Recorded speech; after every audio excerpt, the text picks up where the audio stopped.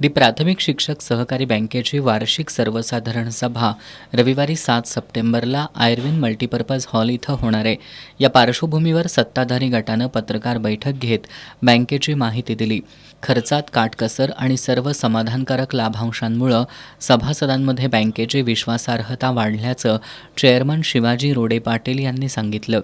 मागील 3 वर्षात बँकेची आर्थिक घडी व्यवस्थित बसवण्यात संचालक मंडळाला यश आल्याचा दावा त्यांनी केलाय. यावर्षी सभासदांना 7.5% प्रमाणे लाभांश घोषित करण्यात आलाय. तो सभास्थळी दिला जाणार आहे. नियोजनबद्ध वसुली आणि काटकसर यामुळे बँकेला 4,15,00,000 इतका नफा झालाय, अशी माहिती रोडे पाटील यांनी दिली. 119 कर्मचाऱ्यांची संख्या 93वर आणली आहे. 26 कर्मचारी कमी केल्यानं 1,21,00,000ची बचत झाली आहे.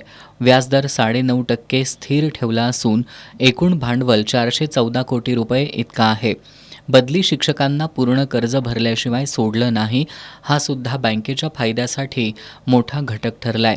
शिक्षक सहकारी बँक ही पश्चिम महाराष्ट्रातील सर्वात जास्त लाभांश देणारी बँक ठरली असल्याचा अभिमान त्यांनी यावेळी व्यक्त केला. दरम्यान विरोधी गटांनी पत्रकार बैठक घेत हा नफा बोगस असल्याचा आरोप केलाय. तसंच कोणतीही कायदेशीर प्रक्रिया न राबवता भरती प्रक्रिया केली असल्याचा आरोपही करण्यात आलाय. आम्हाला असं म्हणायचं आहे की यावर्षी जो नफा आहे 2,85,00,000 रुपये हा खोटा नफा आहे, तो फुगवून केला नफा आहे, तो खोट्या तरतुदी करून केला नफा आहे.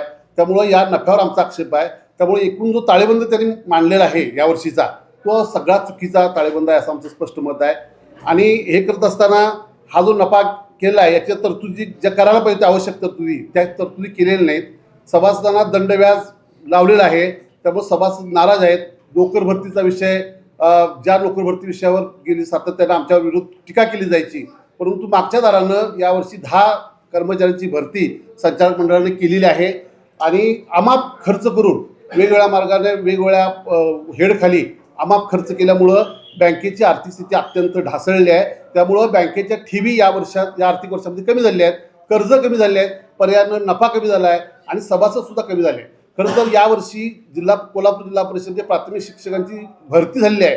300-400 शिक्षक नवीन आलेले आहेत.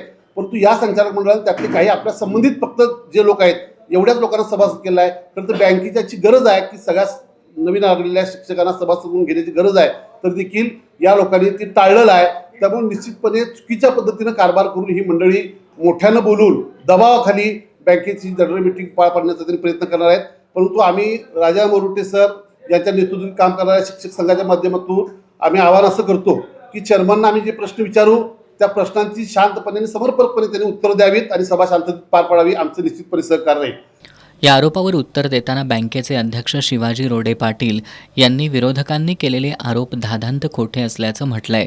विरोधकांच्या सर्व प्रश्नांची उत्तरं वार्षिक सर्वसाधारण सभेत देण्यात येतील, असा खुलासा त्यांनी केलाय. 5.25 कोटी डिव्हिडंड सभासदांना वाटायला पाहिजे होता, किमान 7%. 2.25 कोटी वाटल्यात, एक वेळेस 9% वाटलाय. आणि आम्ही आमच्या 5 वर्षात 5.5 कोटी वाटलं. हिथंच लक्षात येतं की त्यांनी सभासदांच्या घामाच्या पैशाची किती मोठी उधळपट्टी केली होती. त्यांनी केलेल्या अनेक खर्चांमध्ये आम्ही बचत केलेली आहे.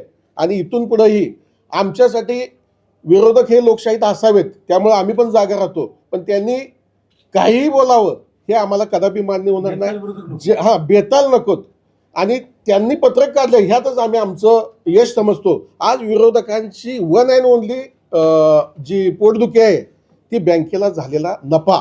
आणि त्यांना माहीत आहे, त्यांनी बघितल्या बँक एवढं कमी मार्जिन असताना इतका मोठा नफा आणि सभासद आनंदात राहतो, हेच त्यांचं पोटदुखी आहे असं आमचा आता समज व्हायला लागलेला आहे. त्यांनाही माझी विनंती आहे, तुम्ही तुमचं जे काही प्रश्न असतील, ज्या शंका समाधान शेवटच्या क्षणापासून थांबवून आमच्याकडनं शांततेचे सहकार्य करा. हुरिया करून दंगा करून तुम्हाला काही सभागृह सोडू नका, ही अशी कळकळीची विनंती आहे. एका सुद्धा शब्दाला, एका प्रश्नाला, एका आकड्याला हिशोब द्यायला आम्ही बांधलेला आहे. तुम्ही या शांततेचं सहकार्य करा. आणि जनरल सभा ही सहकारी संस्थाची सर्वोच्च अशी गोष्ट असते. त्या सर्वोच्च सोहळ्याला गालबोट न लावता 5 वाजेपासून लाईटी लावून आपण सभा घेऊ. पण तुम्ही सभेला या, शेवटचा प्रश्न जाणून घ्या आणि मगच सभागृह सोडा, अशी माहिती तुम्हाला कळकळीची विनंती आहे. उद्या होणाऱ्या वार्षिक सभेत विरोधकांकडून अनेक मुद्द्यांवरून सत्ताधाऱ्यांना घेरलं जाण्याची शक्यता आहे. सभेपूर्वीच आरोप प्रत्यारोप सुरू झाल्यानं उद्या होणाऱ्या सभेकडे सर्वांचं लक्ष लागलंय.